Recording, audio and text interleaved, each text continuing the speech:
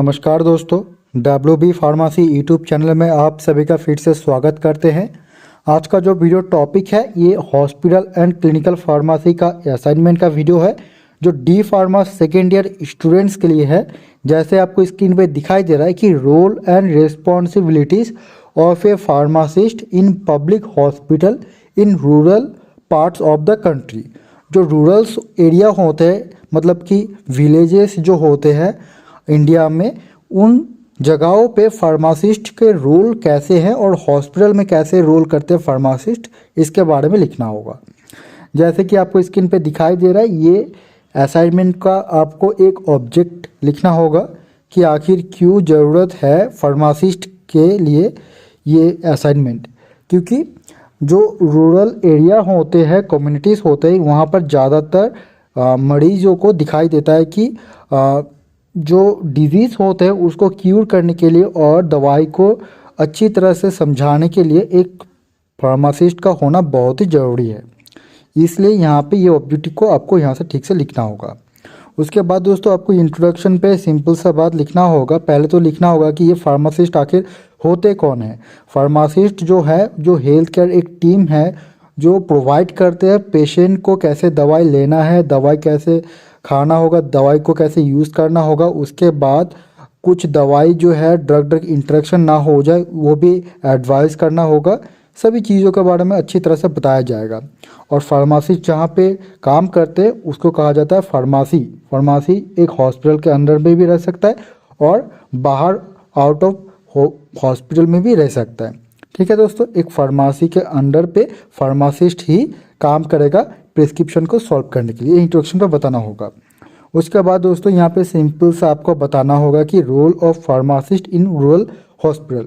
Rural hospital पे pharmacist का importance क्या है। आखिर कई तरह के हॉस्पिटल फार्मासिस्ट होते हैं जो हॉस्पिटल में काम करते हैं। जैसे आपको यहाँ पे दिखाई दे रहा होगा कि कुछ फार्मासिस्ट जो है वो dispensing and managing of medication जो होता है इसके काम पे लगे रहते हैं। कुछ फार्मासिस्ट हैं जो कंपाउंडिंग ऑफ मेडिकेशन मतलब दवाई को बनाने में लगे हुए रहते हैं। कुछ फार्मासिस्ट जो है वो ड्रग इन्वेंट्री मैनेजमेंट अर्थात ड्रग स्टोर मैनेजमेंट के लिए काम करते हैं। कुछ फार्मासिस्ट ऐसे होते हैं जो मेडिकेशन प्रोवाइड करेंगे जो पेशेंट हॉस्पिटल में एडमिशन होता है और डिस्चार्ज होता है इनको। कुछ फार्मासिस्ट ऐसे भी होते हैं जो क्या करते हैं कि मेडिकेशन को कैसे लिया जा रहा है, मैनेजिंग करना, एडजस्टिंग करना और मॉनिटरिंग करना। कुछ फार्मासिस्ट ऐसे होते हैं जो डिपार्टमेंट होते हैं कि दवाई कहाँ से आ रहा है, कहाँ से जा रहा है, उसका टोटल बजट जो क्या है इसके ऊपर ध्यान रखेंगे। और कुछ फार्मासिस्ट ऐसे भी हैं जो फार्मेसी लॉ एंड रेगुलेशन को ध्यान पर रखेंगे। और ऐसे ही साथ साथ में फार्मासिस्ट जो है दूसरे फार्मासिस्ट को भी एजुकेशन प्रोवाइड करेगा। जैसे इंटर्नशिप ट्रेनिंग हो गया, ऐसे प्रोवाइड करेंगे। ठीक है दोस्तों। उसके बाद दोस्तों यहाँ पे बहुत सारे और भी कई तरह के फार्मासिस्ट होते हैं, वो हमने नहीं बताया, यहाँ पे लिख दिया। आप इसको पूरा का पूरा कॉपी कर सकते हो। उसके बाद दोस्तों रूरल फार्मेसी और प्रिस्क्रिप्शन ड्रग्स। जो फार्मासिस्ट होता है वो प्रिस्क्रिप्शन को अच्छी तरह से ध्यान से पढ़ के समझ के दवाई को डिस्ट्रीब्यूट करेंगे, पेशेंट को डिस्पेंस करेंगे। ठीक है, पेशेंट को एजुकेटेड होना बहुत ज़रूरी है या फिर पेशेंट को अच्छी तरह से आपको समझाना होगा। अगर अनएजुकेटेड पेशेंट हुए या पेशेंट के जो पार्टीज होते हैं, पेशेंट के जो पेरेंट्स होते हैं, उनको अच्छी तरह से दवाई को समझाना होगा। ये यहाँ पे बताया गया है रोल ऑफ फार्मेसी और प्रिस्क्रिप्शन ड्रग्स। कुछ दवाई भी हैं जो अच्छी तरह से बताना बहुत ही ज़रूरी है। उसके बाद दोस्तों यहाँ पे कंपाउंडिंग जो पहले ज़माने पे होता था अभी नहीं होता है, अभी रेडीमेड दवाई आता है, लेकिन यहाँ पे हमने लिख दिए कंपाउंडिंग जो है कि कुछ दवाई हैं जो on the time on the spot prescription देखो बनाने को पड़ता था। पहले ज़माने पे इंग्रेडिएंट्स डॉक्टर साहब मेंशन कर देते थे, इतना इंग्रेडिएंट्स इतना मिलीग्राम दवाई को ऐड करो और दवाई को बनाओ, सिरप बनाओ, मिक्सर बनाओ, ये बना के पेशेंट को देना पड़ता था। पहले होते थे, अब नहीं होते। अभी जो होते हैं वो रेडीमेड फॉर्म पे ड्रग आते हैं। ठीक है दोस्तों, यहाँ पे कुछ आपको दिखाई दे रहा होगा कि कंटिन्यू हमने लिखा हुआ कि कैप्सूल, टैबलेट्स, सोल्यूशन, सस्पेंशन जो रेडीमेड आते हैं अभी, इसको डोसेस फॉर्म कैसे खाना होगा। उसके बाद जैसे कि ह्यूमन में होगा, उसके बाद वेटनरी कंपाउंडिंग भी होते हैं। ठीक है, उसके बाद दोस्तों pharmacist are the most accessible community health care providers. Pharmacist जो है वो हेल्थ केयर के लिए प्रोवाइडर मतलब कम्युनिटी में बहुत ही इंपॉर्टेंट महत्वपूर्ण भूमिकाएं हैं। ये आपको यहाँ पे लिखना होगा कि कैसे काम करते हैं।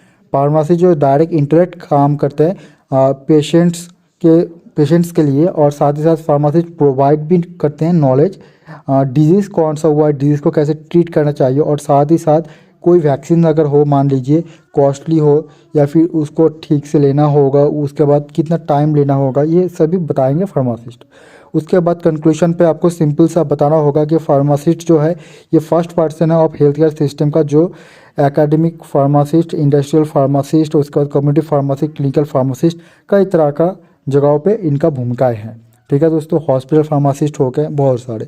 फार्मासिस्ट जो है ये फार्मेसी प्रोफेशन के लिए बहुत ही महत्वपूर्ण है, इनका भूमिकाएं जो अच्छी तरह से लिखना होगा। और साथ ही साथ एक नियम जो बताया जाता है कि फार्मासिस्ट ही है जो अच्छी तरह से पेशेंट को बताएगा कि right drug of the right person, मतलब right drug to the right patient at the right time in the right dose through the right route in right way. मतलब ऑर्डर करके कहा जाता है, 5 आवर्स होते हैं, 8 आवर्स होते हैं, कि सही ड्रग को सही पेशेंट को दिया जाएगा और सही टाइम पे, और साथ ही साथ कितना डोज, सही अमाउंट का डोज, और सही रूट से, मतलब वो ओरल डोज हो, ओरल रूट हो या फिर इंट्रावेनस रूट हो या फिर इनहेलर रूट हो, कई तरह का रूट होते हैं।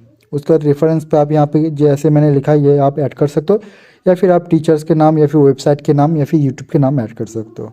तो धन्यवाद दोस्तों पूरा का पूरा वीडियो देखने के लिए, और ऐसे वीडियो पाने के लिए ज़रूर चैनल को सब्सक्राइब कीजिए, और आपको अगर कोई असाइनमेंट की ज़रूरत हो तो आप हमें कमेंट कर सकते हैं।